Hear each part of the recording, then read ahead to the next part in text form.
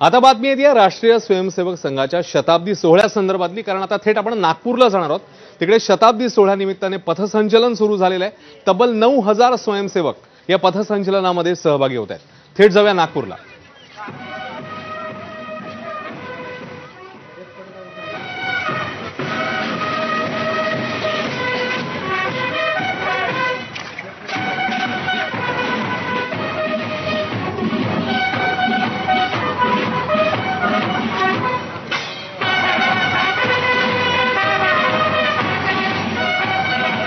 आणि याच शताब्दी सोहळ्याच्या संदर्भात अधिक जाणून घेऊया। रजत वशिष्ठ आपल्या सोबत आहेत, आपले प्रतिनिधी। रजत, पथसंचलन सुरू झालेलं आहे, आजचा हा कार्यक्रम नेमका कसा असणार आहे? रजत।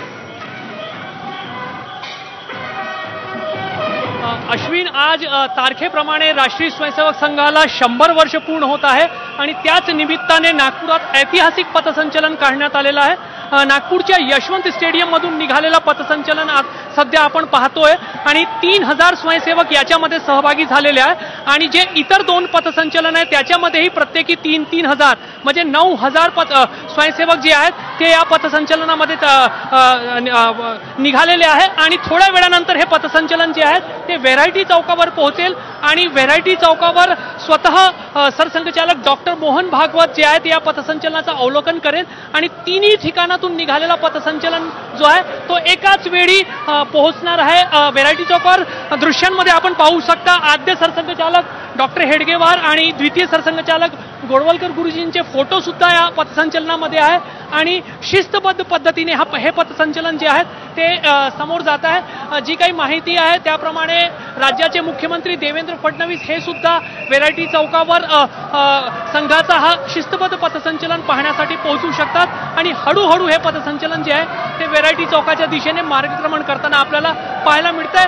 नागपूरकर जे सामान्य नागरिक आहेत ते या पथसंचलनावर पुष्पवृष्टी करतानाही आपल्याला पाहायला मिळतंय। अश्विन। रजत, आपल्या सोबतच राहा। तुषार कोहळे आपल्या सोबत आहेत, आपले प्रतिनिधी। तुषार, तुझ्याकडे येतो मी। जसं रजतने आता सांगितलं एकूणातच या पथसंचलनाविषयी, तुझ्याकडे जे पथसंचलन सुरू झालंय त्याचा मार्ग नेमका कसा असणार आहे? तुषार।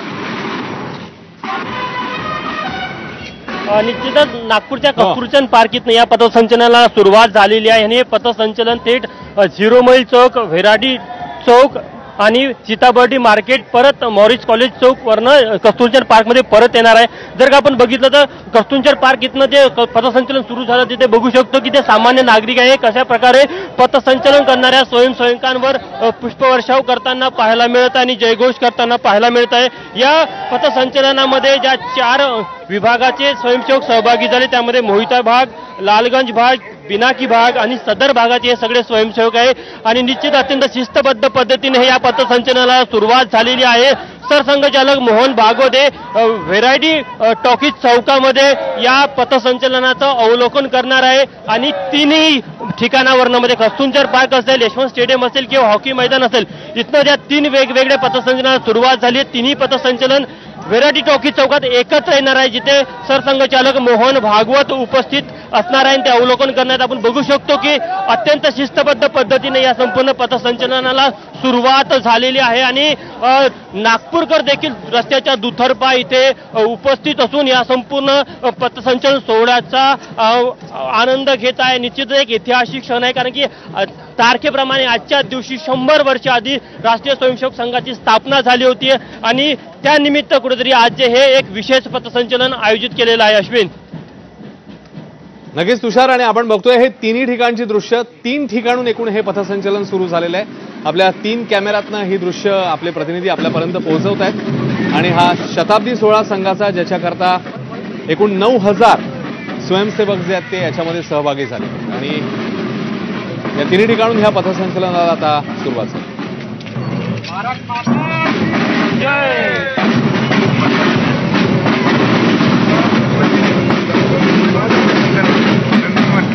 नंदनवनच्या कुठे?